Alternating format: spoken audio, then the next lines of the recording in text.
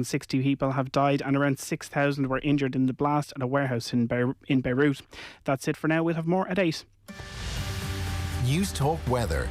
Thanks to the AA. Download the new AA app to request a roadside rescue and track the patrol right to your car.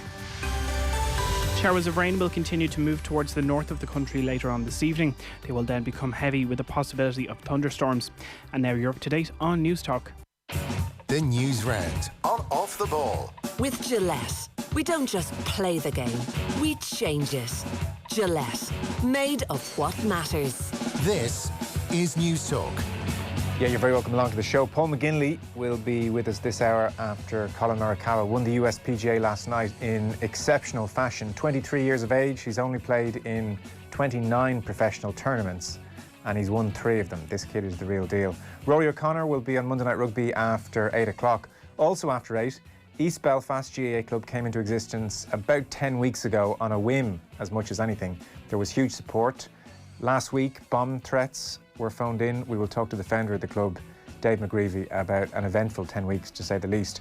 After 9 o'clock, Dan McDonald joins us. There is much to discuss in the world of football, Champions League included. Also with us, James Horncastle. He will cast his Italian football expertise on the surprise appointment, really, of Andrea Pirlo at Juve. He was hired as the under-23s coach 10 days ago, and now suddenly he is the manager. 53106 is the text number.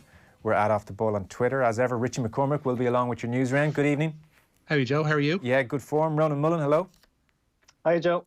Richie, I'm good at 3 things. I'm good at playing sport and talking sport. See what you did there. Hey, you have passed the Nick Faldo, Phil Mickelson test. Well done. Come here to me. Well done. I called the Morikawa thing last night. I was on your Twitter poll, which I saw garnered, 2,600 and something votes. Oh, yeah. I was an early disciple of the Morikawa charge, and right enough it's proved to be. What a talent that boy is. He's good. If people don't know, by the way, what the Phil Mickelson Nick Faldo test is, so the golf was on over the weekend. It is one of the many reasons why the US PGA this year will go down as one of the great majors. So Phil Mickelson was doing some guest punditry on CBS, usually a pretty down the middle kind of an approach on CBS. Jim Nantz in the box, Nick Faldo there, and Phil.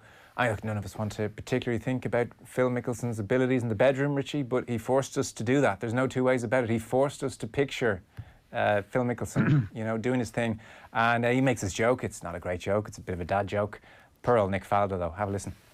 Phil, great to have you. Thank you. It's nice to be here. There's 3 things I do well: play golf and talk golf. What's the third then? You said 3 things. Yeah. He was setting you up. Anyway, leave that to your imagination, dear boy. he just drinks. Leave it to the Englishman, He drinks well. That went right over my head. Yeah. That went up. Yeah, I saw that. We'll put it up in a graphic here in a minute. Okay. Oh, Phil. In fairness, Richie, come on, touch of magic. Yeah. To be fair, has Nick Faldo ever been confused with one of the most intelligent men in the world? Well, I think Faldo's reasonably intelligent. I just think he was so not expecting that kind of a start to Phil Mickelson's hour in the CBS box. I just think he was earnest and what was the third thing? Because he only said 2. I don't know if you noticed. An hour in the box sounds like Phil Mickelson, all right? Stop now. Come on now. Go home. Stop with that. So, Colin Morikawa, very, very talented, 23 years of age. He's only played in 29 tournaments. He has won 3 of them. So this kid is seriously good. This is not a Rich Beam type US PGA winner. This is the first major of ... We don't quite know how many. It's not going to be 10. It's not going to be 10, but it will be multiple majors, you would think. Paul McGinley will join us in about 15, 20 minutes and give us his take on the US PGA. And then, Ronan, we had Champions League. It was a tough weekend for Rafael Varane, I would say. Yeah, do you think the fact that he's so much credit in the bank is going to distract people from those 2 horrific mistakes? Do you think if that was, I don't know, just to pick a random name, Joe, David Luiz, who had made those mistakes, do you think there'd be a lot bigger deal made about it, or do you think he's just going to skate right past this? Because I don't think either of them are excusable. Given the first goal in particular, the press was so visible. It wasn't as if he was caught on the hop. City had started the game in that fashion, and it wasn't a surprise to anyone in the Real Madrid team. And then the second one, I think he knew that a mistake was possible here. He was really thinking it through. You could see the frame rate of his decision making, and I think the idea was fine. The execution left a lot to be desired, but I think it wasn't as if those two mistakes really cost Real Madrid the game. I think City had gears to go there in that game, and they were clearly the better team. They probably made harder work of it than they should have, but I think you have to make them favourites now for the competition. Yeah, it seems like it's City or Munich. Munich look to be in awesome form. They have been really since about November, December. Hansi Flick is the manager and he's done an incredible job. Even Thomas Muller has been reinvigorated. They just look so fast and powerful and full of confidence. So they were devastating again against Chelsea. But yeah, you would think it's City or Bayern Munich. The Varane thing is just very hard to explain, given his qualities. He's a World Cup winner, he's a multiple Champions League winner. I thought Madrid were weirdly flat, Ronan, in general. I mean, the play leading up to the Varane mistake for the first goal wasn't all that inspiring either. I mean, it was like City were doing the high press, and then they almost kind of looked around and smelt blood and realised they're just doddering here, Real Madrid, and that mistake was going to come from somebody.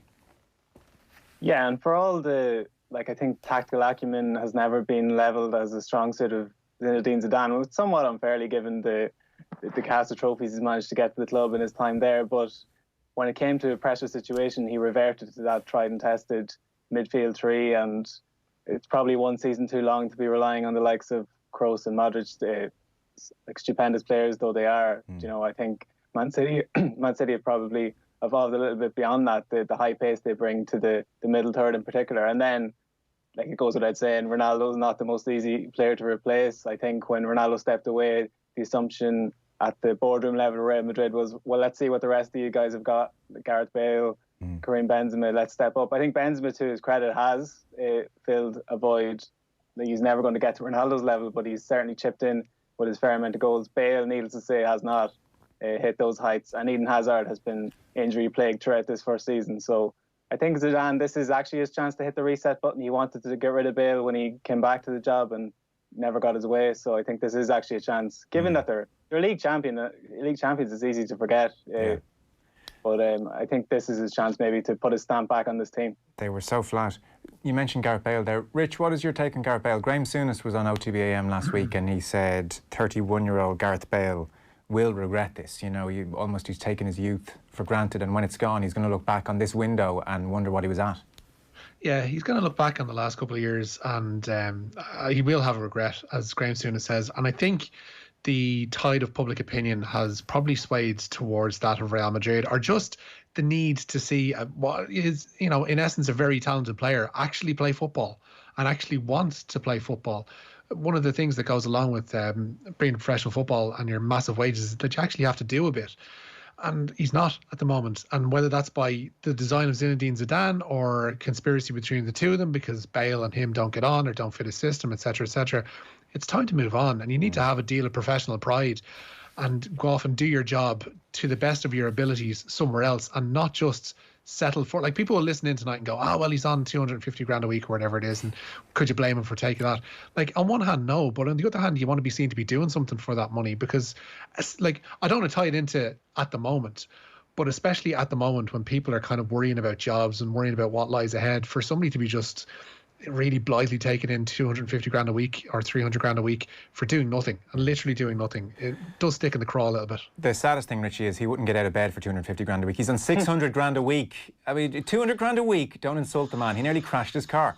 There's a text in. Richie, as much as I hate Nick Faldo, and my hatred is eternal ever since the Ryder Cup he sabotaged, he's no dummy. I suspect he was throwing Phil under the bus by deadpanning him. Phil's known to be a smartass. Faldo probably wanted to put him in his place from Raj, but not, he says here, the Raj. Can we get the Raj's opinion on the Faldo Nicholson situation? I think Raj here is giving Nick Faldo far too much credit. I think it's somewhere in between. So you're saying Nick's a dummy, and Raj thinks he's, he is playing Phil. I think he's a pretty intelligent fella, but you just don't expect Phil to come on and make a joke about his sexual prowess next to Jim Nantz straight out the gate. I just think he was like not even thinking that. He was like just a very honest, earnest. That's two. And then Nantz tried to save him by saying he's setting you up. Nick. And then and Nick said, come on. Well, what's the third thing? And Nant says, it's a joke. Oh, God. One of the many reasons golf is the greatest sport in the world. On that note, Richie. On that note. Gillette, we don't just play the game, we change it, made of what matters. Let's start this news round. Manchester United in Europa League quarter-final action tonight. The competition will play out as a series of one-legged matches in Germany over the next 11 nights. Cologne is the venue for United's meeting with Copenhagen tonight. United line out with Sergio Romero in goal, a back four of Aaron Wan-Bissaka, Eric Bailly, Harry Maguire and Brandon Williams. Paul Pogba and Fred are in midfield. In front of them, the trio of Mason Greenwood, Bruno Fernandes and Marcus Rashford, with Anthony Martial leading the line. Meanwhile, in Dusseldorf, Inter face Bayer Leverkusen, and both of those games kick off at 8 o'clock. Are we pumped here, Ronan?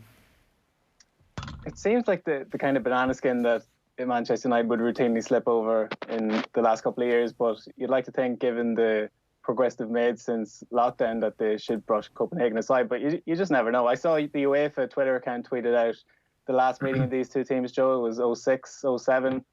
Paul's goal scored for United at Old Trafford. The other two goal scorers, less common. John O'Shea scored. If people think of Gianfranco Zola's little flick against Norwich at the near post, it was kind of like that, except totally unintentional. The ball comes in from a corner and hits John O'Shea in that fashion and goes into the net. And needless to say, he claims total credit for it. And then the third goal to round off the victory, Kieran Richardson. So that puts a timestamp on where things have gone in the last 14 years or so. But it really does. I think this United team should deal with them easy enough.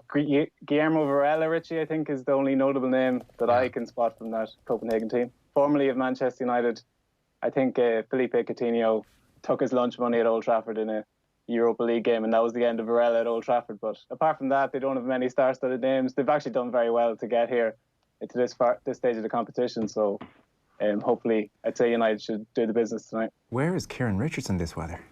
35 years of age, 8 England caps. God, yep. Kieran.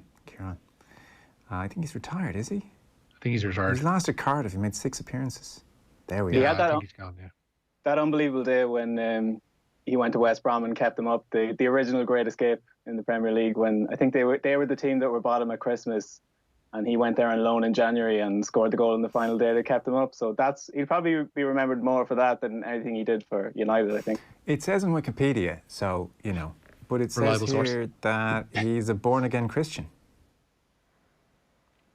Did you know Good this? for him. I just want to praise Jesus Christ and go to heaven. That's all I care about.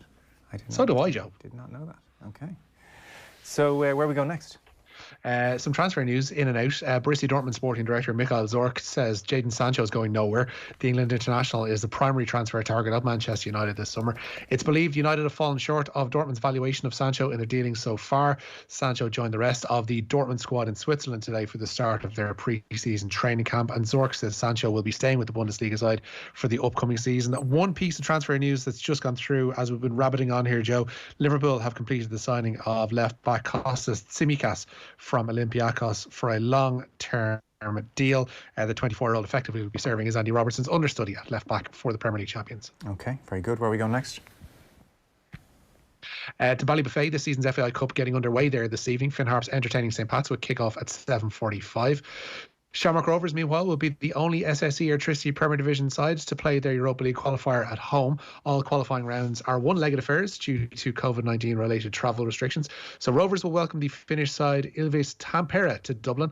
Bohemians' first European trip in 8 years will take them to Hungary to face Fehivar, while Derry City are jetting off to Lithuania to face Ritteris. All those first-round qualifying ties will be played on August.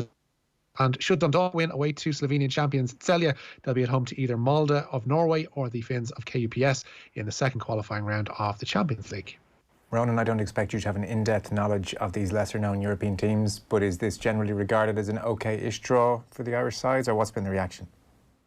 Well, from a Dundalk point of view, I think it's a reasonable draw. I think if they come through this one, they'll have a more of a winnable home tie in the second round. So it's a pathway to progression in the qualifiers, but not necessarily a shoe-in. Certainly the way Dundalk are playing, Richie can speak to Bowes gave them a bit of a run around, especially in the first half the other day. Dundalk finished strongly, but even before lockdown, they probably hadn't started the season in the fashion they'd be hoping to do. And they've always been built, even in Stephen Kenny days, for more of a long-term marathon type season. And this is very much not the case. Obviously, it's more of a sprint, and Rovers are looking very impressive. Bowes, Richie, I will mention Bowes are in the title race this time. Very much in the title race. They're not, Yeah. though. What's Very the, much in the title race. What's the verdict on Dundalk's mediocre form, Richie? But like, personally speaking, from the outside looking in, I think that they have strengthened in some very strange areas over the past while. Like this, Ronan would be able to speak to this better than me, but seeing them sign someone like Dave McMillan, who is, you know, without doubt one of the best strikers to have appeared in the league over the last few years, but he's been a couple of years away over in Scotland at St Johnstone in particular.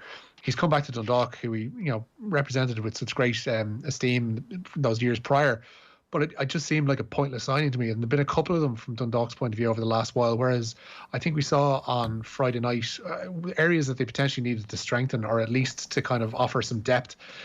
Sean Gannon, who's been like an amazing full-back over the past while, was turned in and out by Chris Twardek on the left-hand side, and they looked pretty weak and pretty susceptible down the flanks on Friday. But they've just, for my money anyway, they needed to replenish the squad, and they seem to have done it in some strange areas over the past 18 months. You've got us some Morikawa and some Rory from Harding Park last night. The American Colin Morikawa carded a final round 64 last night to win the PGA Championship at Harding Park. The 23-year-old, who was playing in just his second major, finished up on 13 under par, 2 clear of Dustin Johnson and Paul Casey. After his round, Morikawa found it difficult to sum up his feelings at winning his first major. I'm on cloud nine. I don't know about you guys, but yeah, you know, I've believed in myself since day one, and I've said it when we sat down. I specifically remember at Travelers, the four of us, me, Wolf, Victor, and Justin Suh, and I just told everyone, you know, all four of us, and obviously we've all had some pretty good paths. Justin struggling a little bit, but we all believed since day one that we can do this, and you know, I haven't let up from that. I feel very comfortable in this position, but it was going to take a very, very good round today, and I knew with the leaderboard the way it was looking and everyone out there, you just had to play well. You know, it's you either win or you lose. And, you know, I got off to a little shaky start, made the putt on one, and, you know, went full steam ahead there. Well, from then at that point on, he didn't miss a shot. I mean, he flushed every ball, bar the 14th, which led to a chip-in birdie. But, I mean, he was just so composed under pressure. He's not a bomber, Morikawa. He hits at 296 yards average off the tee, which is kind of acceptable these days on the PGA Tour. It's like not embarrassing. It's not going to rule you out of tournaments. But he just found every fairway, basically, and it was a really hard course to find fairways on. He had 14 of 16 fairways, which was streets ahead of everybody. He shot a 65 on Saturday. He shot a 64 on Sunday. That total of 129 is the lowest weekend score in a major ever. Ever. That's how good the play was. In his final 27 holes across Saturday and Sunday, he didn't have a bogey. He picked up 12 shots. This was awesome. And even with that brilliant play, it still took balls on 16 to win the tournament. I mean, this was a bunched leaderboard. If you didn't see it, I suspect a lot of you didn't at 2 a.m. last night. And he was one shot clear. He'd managed to play brilliantly to get one shot clear. And on 16, he took the really gutsy decision, play driver, risk a bogey, and he stitched it from close to 300 yards for an eagle putt from 7 feet, which he duly holed, won the tournament by 2 shots. That is an absolutely incredible way to win. Paul Casey, who was his nearest competitor at that stage, was on the 17th tee, and he looked forlornly as Morikawa did what he did on 16. So that was awesome, and we'll talk to McGinley about that. And Richie, Rory McIlroy. 6 years and counting for a major win for Rory McIlroy. The world number 3 finished up on 2 under par. Shane Lowry ended the weekend on 3 over. McIlroy had this blunt response when asked why he's underperformed in majors in recent years. I don't know. Maybe I'm just not as good as I used to be. I don't know. I really don't know. I feel like the golf that I've played in the majors is been sort of similar to the golf I've played outside of them, and I've won some big events and played well, and you know, had a good season last season. Yeah, I can't really put my finger on it. I go out there and try my best every single day. You know, some days I play better than others, and you know, just got to keep going and keep persisting, and you know, see if you can do better the next time. We'll put all that to Paul McGinley in the next few minutes. Rich, we'll finish up with Ronnie. Yeah, he ended the afternoon session 6-2 down to Mark Williams in their World Snooker Championship quarter-final. At the combined age of 90, the pair have 8 World Championships between them. O'Sullivan was asked by MC Rob Walker last night if he's surprised that the likes of himself and Williams are still at the business end of world ranking events.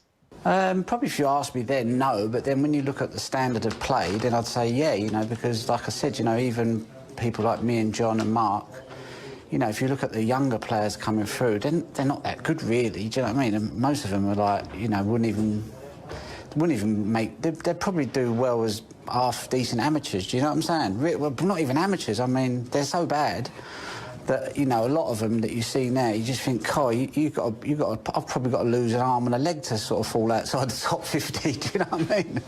So that's really sort of why we're kind of hovering still around, because of the of just how poor it is down that end. You know. It's not that bad. Well, anyway, thanks, Ronnie. We're looking forward to that epic quarter-final. 2 old guys going toe-to-toe. Well done tonight. Gracias. Gracias. The lads of Ken Doherty on OTBAM tomorrow, so he's going to talk about that. What do we think, Ronan? Is this trolling of the highest order, or is this the blunt truth?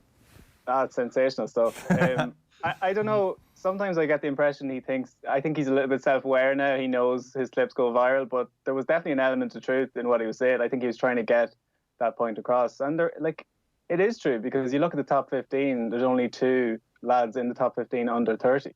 And like O'Sullivan, I think he won his first World Championships 19 years ago. And that his generation, the likes of Higgins, Doherty and so on, are products of the heady days of snooker, when it was, you know, everyone was watching it, and that's obviously not the case now. So needless to say, the generation of British and Irish players that were sort of spawned from that era it's not going to be the same. That same level of talent isn't going to be inspired to pick up a snooker cue in the way those guys were. So I think there is some truth in it, but it's just the way he delivered it, I thought, was exceptional. And only Ronnie O'Sullivan could probably go viral in the snooker world these days. It is true. This playing out from the back business will give a team more problems than solutions over the course of the season. The tracksuit Sunday Park coaches trying to implement the system with under-8s are deluded. No, they're not. This is exactly what we want our under-8s doing. Come on. Ronan is the head of Andy Robertson. Has he heard that before, I wonder? I mean, you're not, are you? Andy Robertson? No. Yeah, not a chance. And then there's another comment on YouTube saying, I'll raise you, Bernard Dunn. Again, I just don't think either. I don't think Andy Robertson and Bernard Dunn look anything alike, so I don't. That's the real issue there. And either do you. I mean, like, these are 3 people, and they don't look remotely similar. We're going to go to Paul McGinney. Richie, thank you. Cheers, lad. Ronan, thank you. There's a text in from Keith. There's only one thing better than a cracker of a joke. That's a joke so bad it makes you wince when you remember it 3 weeks later. That Mickelson atrocity falls into the latter category, but it still entertained me over the weekend. Well, indeed. Paul McGinley next. Phil, great to have you. Thank you. It's nice to be here. There's 3 things I do well: play golf and talk golf. What's the third then? You said 3 things. Yeah.